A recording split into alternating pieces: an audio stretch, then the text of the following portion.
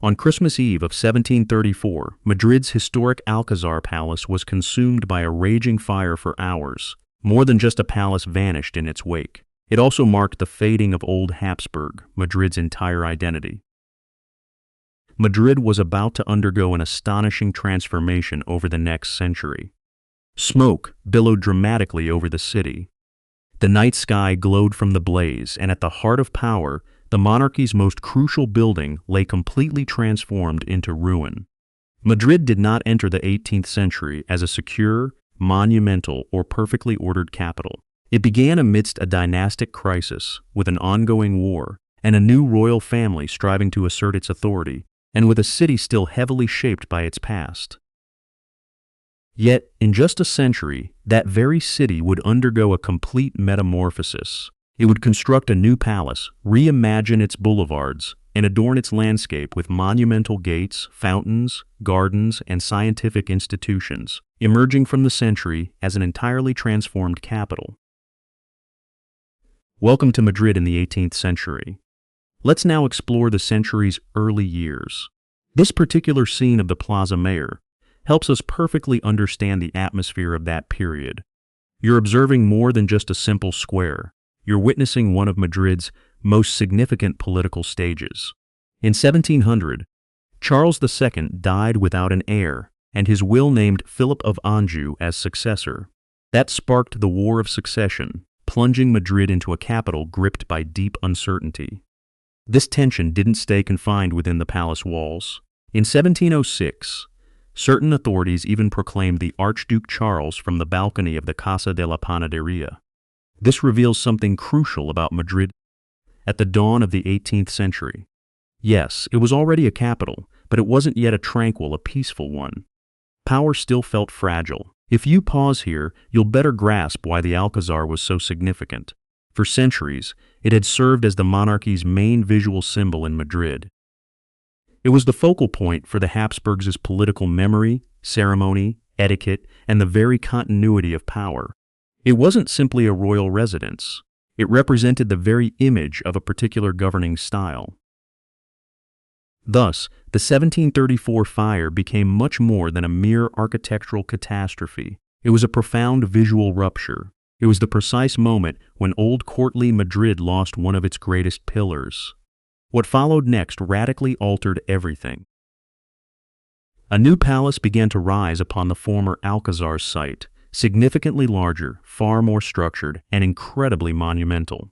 The royal palace's first stone was laid in 1738. The building's grand architecture was largely finished by 1754. Then, in 1764, Charles I began residing there. This marked a pivotal shift. From this point, Madrid no longer depended solely on inherited symbols but began to forge its own. The Bourbon monarchy didn't merely want to occupy the same space. It sought to transform the entire language of power. More stone, greater scale, enhanced order, and lasting permanence. From then on, the capital looked less to the Habsburg past and more to a calculated image of authority. At this point, Madrid remained a court capital, but it wasn't yet the orderly city we envision today. Many streets were still uncomfortable, dark, and quite dirty. There was mud when it rained, with animals, carriages, servants, and vendors constantly moving through the bustling crowds. And this is vital, because when discussing Charles Furey's reforms, we're not merely referring to grand structures.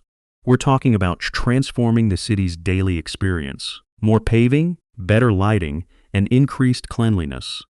This significantly altered a capital, transforming it from merely a place where the king resided to a city projecting an image of order. However, even this more orderly city wasn't a city at peace. In 1766, Madrid erupted with the Esquilache riots. Many times it's only remembered for the ban on long capes and wide-brimmed hats. However, that was just the most apparent aspect. Underlying it was something far more severe: high prices, scarcity, and widespread discontent. While those in power sought to order and beautify the city, from below, hunger, the cost of living, and popular frustration weighed more heavily. Yet even after that shakeup, the transformation still continued. This view of the Prado helps illustrate where the new Madrid became most clearly visible. Until the final third of the 18th century, this area had been a rural and suburban ravine. Under Charles II, the Count of Aranda commissioned in 1767 a design to transform that area into a grand promenade. This profoundly shifted the city's entire logic. What is now known as the Salón del Prado became one of Madrid's most pivotal urban reforms. If you look closely at this newly shaped landscape, some of Madrid's most recognizable images begin to emerge. The Cybele Fountain was designed in 1777 as part of the new Salón del Prado program. Neptune formed part of this same urban plan, and its construction was completed in 1786. None of these elements were mere decoration. They made visible a city that was learning to express itself through symbols and sheer monumentality. Very close to that central axis, another decisive statement appeared. The stunning Puerta de Alcalá. Completed in 1778, it was conceived as the court's new main entrance. Anyone arriving in Madrid was now greeted by a European capital aware of its image. Yet 18th-century Madrid aimed to impress with more than just stone and ceremony. It also sought to showcase knowledge. This view of the botanical garden perfectly illustrates that ambition.